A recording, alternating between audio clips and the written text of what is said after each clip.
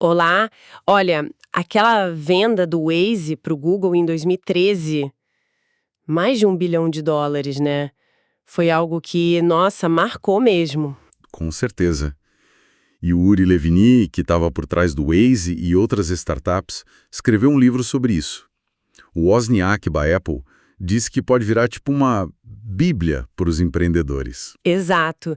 E hoje a gente vai mergulhar em alguns trechos desse livro, o Apaixone-se pelo problema, não pela solução. Isso aí. A ideia é catar os aprendizados mais importantes que o Leviny compartilha ali. Sabe, a filosofia dele de focar na dor do cliente, a visão de que empreender é uma montanha-russa danada, cheia de altos e baixos, a questão da disrupção. Sim, e o tal do Product Market Fit, né? Que parece ser crucial antes de sair escalando. Fundamental. E claro, os perrengues de captar grana, lidar com o investidor, montar a equipe. Enfim, vamos tentar trazer uma visão bem prática baseada no que a gente leu desses trechos. Perfeito. E o começo de tudo que dá nome ao livro é essa tecla que ele bate: se apaixonar pelo problema. Por que isso é tão central, mais até do que a solução? Bom, o Levine argumenta que criar algo do zero é uma jornada. Longa, difícil, cheia de revolta russa, né? Uhum, A solução que você pensou no início, olha, ela provavelmente vai mudar. E talvez mude várias vezes. A tecnologia muda, o mercado muda, entendi. mas o problema, aquela dor real do usuário que você quer resolver, essa tem que ser a sua âncora, sabe? A paixão mesmo. Senão, na primeira dificuldade grande, a chance de desistir é enorme. Falta gás, resiliência. Faz todo sentido. E como é que a gente acha esses problemas que valem essa paixão toda? O livro dá umas dicas? Dá sim. Ele foca muito no que chama de pain points, os pontos de dor. E muitas vezes eles vêm daquela frustração de perder tempo ou dinheiro. Ah, tipo. Pensa no Waze. Qual era a dor? Perder tempo no trânsito, né? A ponteira, que começou como Fichex, era a raiva de não saber quanto pagava de taxa no plano de aposentadoria, de perder dinheiro ali sem ver. Sim. A Refunded, a frustração gigantesca de tentar pegar de volta o imposto sobre compras na Europa e não conseguir. São problemas que mexem com a gente, geram emoção forte. E ele conta histórias para ilustrar, né? Tem aquela do micro-ondas, parece. Exato. As histórias conectam muito mais.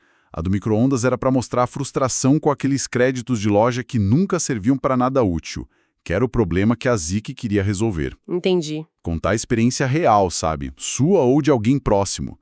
Tentando pegar o imposto de volta na Europa, isso é muito mais forte que um gráfico.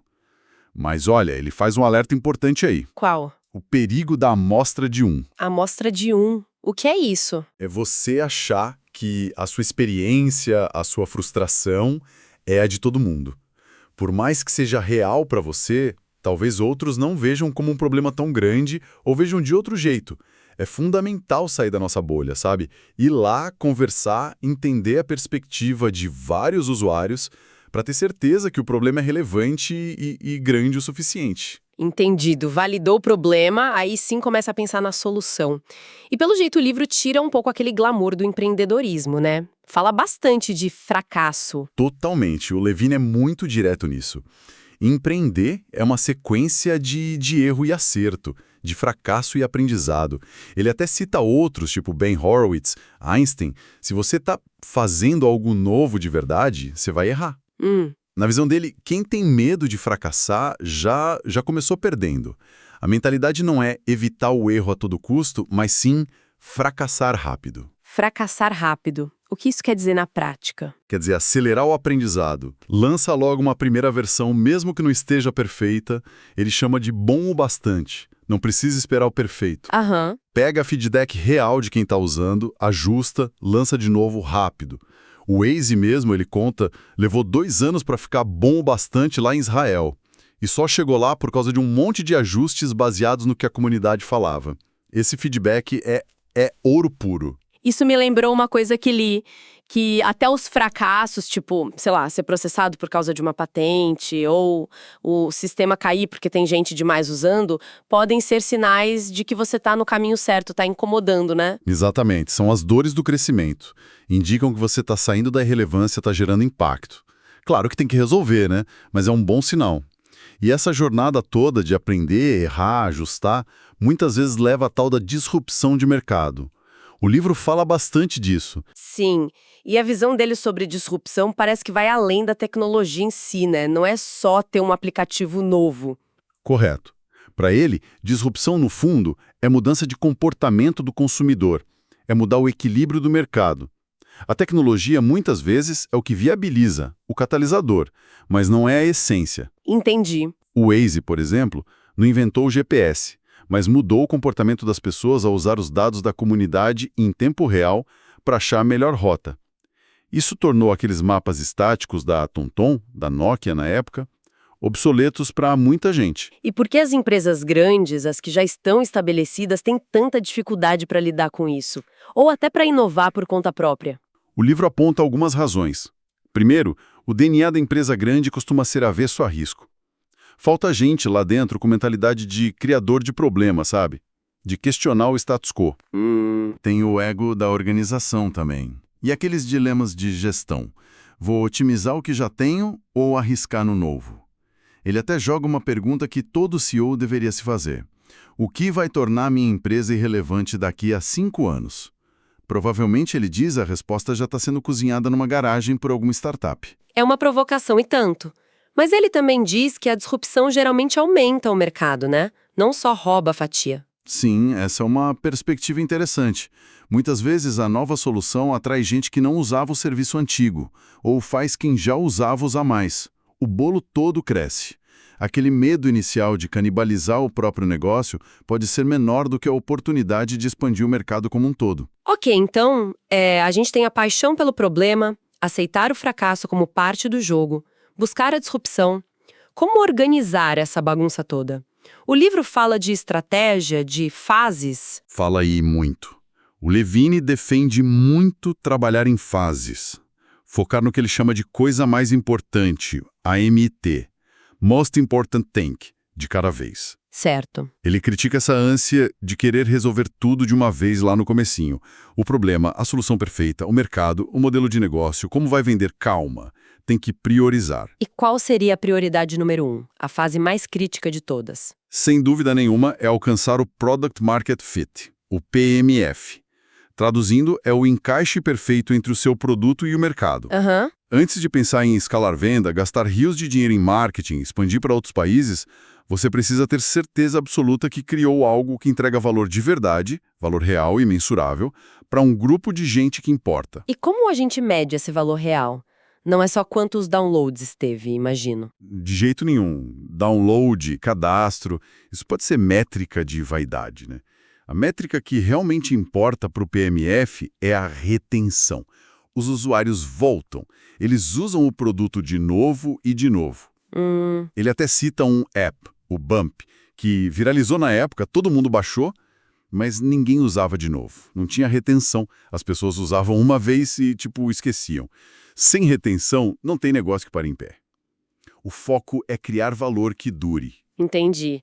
Primeiro valida o valor real com a retenção, o tal do PMF, só depois pensa no resto. E a ordem depois do PMF importa? Importa sim. A estratégia depois do PMF, segundo o Levine, depende muito da frequência com que as pessoas usam o seu produto. Como assim? Se for um produto de alta frequência, tipo o Waze, que as pessoas usam todo dia, o foco inicial deve ser em crescer rápido, aproveitar o boca a boca.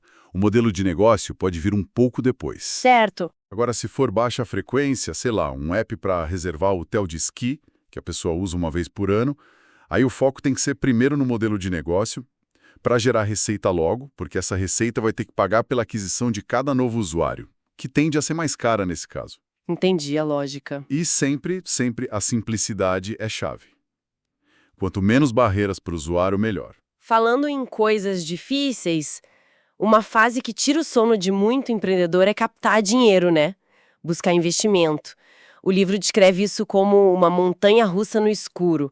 Como é que navega nisso? Olha, com muita resiliência e boas histórias. O Levine fala da dança dos 100 nãos. É esperar muita rejeição mesmo.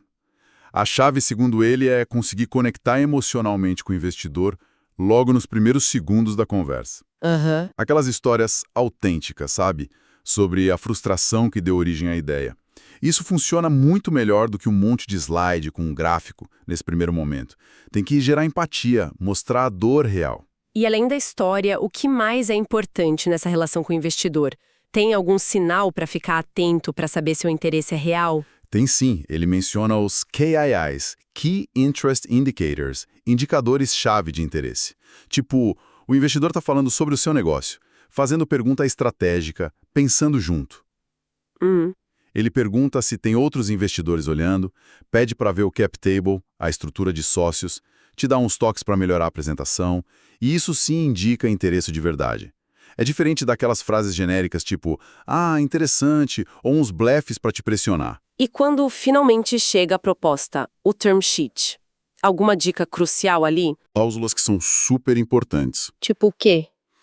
O vesting dos fundadores, quanto tempo eles precisam ficar na empresa para ter direito às ações deles, a preferência de liquidação, quem recebe dinheiro primeiro se a empresa for vendida, quem paga os advogados da transação, quem vai sentar no conselho, tudo isso impacta demais o futuro. Nossa, é verdade. E não pode ter medo de negociar. Ou até de dizer não para um acordo que parece ruim. Às vezes, recusar um acordo ruim é o caminho para conseguir um bom depois. E outra dica de ouro que ele dá: fazer a due diligence reversa. Investigar o investidor? Exato. Conversar com outros empreendedores que já receberam investimento daquele fundo ou daquele sócio, principalmente com aqueles que tiveram problemas depois. Isso te dá uma visão real de como eles agem na hora do aperto. Muito bom isso. E depois que o dinheiro entra, o relacionamento com os investidores e com o conselho continua sendo um desafio, imagino. Com certeza. As prioridades deles podem mudar depois que investem. Nem sempre vão ser o melhor apoio na hora da crise. A comunicação tem que ser constante, clara, focada em progresso, em métrica. Gráfico de crescimento é a língua universal, né? Sim. E para o conselho, a dica é preparar bem as reuniões. Mandar material antes, não chegar com surpresa de mudança de estratégia na hora. Discutir essas coisas individualmente antes. Gerenciar os egos, né? Ouvir as sugestões, mas sempre apresentar os fatos com clareza. E ficar atento a conflitos de interesse, que podem aparecer feio na hora de vender a empresa ou numa nova rodada. Outro ponto que o livro parece abordar sem dó é a gestão de pessoas, principalmente a parte mais difícil, demitir. Ele é bem direto nisso. Diz que problema com gente na equipe é uma das maiores causas de morte de startup. E que os CEOs geralmente demoram demais para tomar a atitude necessária. E qual a sugestão dele? Ele propõe a pergunta de 30 dias, que é basicamente se perguntar: sabendo o que eu sei hoje sobre essa pessoa, eu a contrataria de novo para essa função? Se a resposta for não, a ação tem que ser imediata. Uau! Porque manter alguém que não está entregando ou que não se encaixa na cultura puxa todo mundo para baixo, desmotiva a galera boa que acaba indo embora. O custo é altíssimo. Isso vale até para um cofundador? Infelizmente, sim. Ele reconhece que é uma das decisões mais dolorosas que existem. Mas, às vezes, é preciso para salvar a empresa. O foco tem que ser no futuro do negócio, por mais duro que seja. Por isso, lá no começo, ao montar a equipe fundadora, tem que buscar gente complementar, com pouco ego, com clareza de papéis e, principalmente, com muito alinhamento na missão. Falamos de investidor, de equipe, mas e o usuário? O livro volta a falar dele? Sempre. Ele reforça de novo aquele ponto da amostra de de não achar que a sua visão é a única, e fala da importância de entender as diferentes fases de adoção de um produto, sabe? Aquela curva de adoção. Assim, os inovadores, os early adopters. Isso, e o maior desafio, segundo ele, é cruzar o abismo que existe entre esses primeiros usuários, os early adopters, e a maioria inicial do mercado. É aí que muita startup morre. E qual é a ponte para cruzar esse abismo? A simplicidade. Tornar o produto tão fácil de usar, tão intuitivo, que a maioria das pessoas consiga entender e ver valor rapidamente. E como garantir essa simplicidade e entender o usuário de verdade na prática? Observando, vendo gente real, principalmente gente que nunca usou seu produto antes, tentando usar. Sem dar dica, sem ajudar. Só observando e perguntando por que você clicou aí, o que você esperava que acontecesse. Ah, entendi, para ver onde a coisa emperra. Exato. Isso revela as barreiras, os pontos de confusão que quem está lá dentro no dia a dia já nem enxerga mais. E tem que estar aberto também para usos inesperados que os usuários inventam. O Waze sendo usado para paquera no chat do mapa é um exemplo clássico que ele dá. Isso tudo parece que volta de novo para o tal do Product Market Fit, o PMF, né? Exatamente. O livro dedica um capítulo inteiro só para ele. Reforça que é a fase mais crítica de todas. Sem criar valor real, valor mensurável, que se reflete na retenção dos usuários, a startup não tem futuro. Morre na praia. E como medir isso direito? Usando dados, claro. Especialmente a análise de cohort analysis, que é basicamente ver se os usuários que você trouxe num mês continuam usando nos meses seguintes. Não adianta se iludir com o número de cadastro se a galera some depois. Certo. E a filosofia do menos é mais é fundamental aqui. Evitar sair colocando um monte de funcionalidade antes de ter certeza do valor principal. Às vezes, ele diz, até remover uma funcionalidade ajuda a entender o que é realmente essencial para o usuário. E depois de, encontrar o PMF, como transformar isso em dinheiro? A monetização. E outra jornada de tentativa e erro, ele avisa. A regra de ouro que ele sugere é: seu modelo de negócio deve capturar algo entre 10% e 25% do valor que você cria para o cliente. Interessante essa regra. Então, primeiro você tem que criar e conseguir medir esse valor. Depois define como vai capturar uma parte disso. E, de novo, simplicidade é chave. Seja assinatura, publicidade, taxa por sucesso, o modelo tem que ser claro para o cliente e, óbvio, sustentável para a empresa. O Waze mesmo tentou licenciar dados no começo, não deu certo. Aí foi para publicidade geolocalizada e achou o caminho. Com PMF validado e o modelo de negócios que parece funcionar, o próximo passo é crescer, escalar. Como o livro encara essa fase? Como a mais difícil de todas. Pouquíssimas startups acertam isso de primeira. As metas de crescimento ano a ano têm que ser bem agressivas, ele fala, em começar mirando 5x, depois 3 a 4x, para conseguir atrair mais investimento e liderar o mercado. Nossa, 5x é puxado. Muito. E a frequência de uso do produto, como a gente falou, dita a estratégia aqui. Mas o motor mais poderoso para o crescimento, especialmente para produto de alta frequência, é o boca a boca, o WOM, Word of Mouth. O marketing entra onde aí? O marketing ajuda a acelerar, claro, mas não é só fazer propaganda. É ajudar a definir o produto certo, para o mercado certo, com o preço certo, e tem que medir tudo rigorosamente. O custo de aquisição de cliente, o CAC, tem que ser menor que o valor que aquele cliente vai trazer para a empresa ao longo do tempo, o LTV, senão a conta não fecha. Testar vários canais online, offline e rede social, RP, é essencial. E a expansão para outros países? E o final da linha, o exit? Se o seu mercado local é pequeno, ele diz que pensar global desde o dia 1 é importante. Validar se o problema existe lá fora também. A escolha do primeiro país para ir é super estratégica, exige foco total, talvez até um fundador morando lá. Faz sentido. Sobre o exit, a venda da empresa, ele descreve como um evento de impacto pessoal e emocional gigantesco, algo que mexe muito com a cabeça.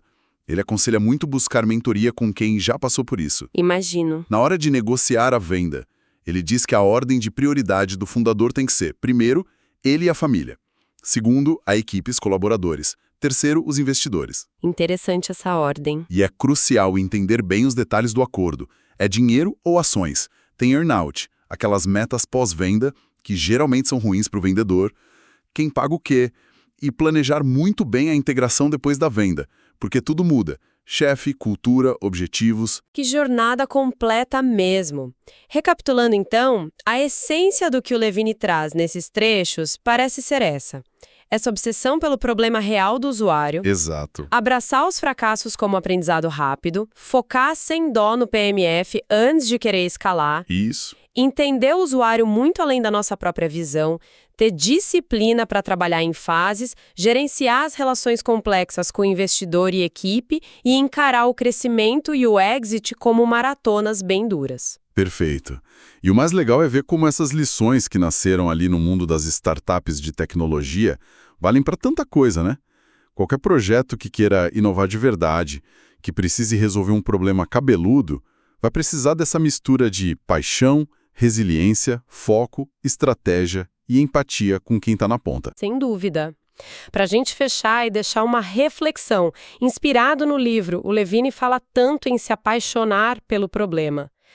Que problema que a gente vê por aí hoje causa aquela frustração tão grande que poderia despertar essa paixão e, quem sabe, começar uma jornada de mudança? Boa pergunta. Ou, olhando para o outro lado, se a jornada é feita de fracassos, como é que a gente pode criar um ambiente, seja na nossa equipe ou até na nossa vida pessoal, que permita fracassar rápido, aprender com o erro e seguir em frente mais forte, com mais bagagem? Ótimas provocações para a gente pensar. Bom, essa nossa conversa foi baseada nos trechos que recebemos do livro Apaixone-se pelo Problema, Não pela Solução, do Uri Levine.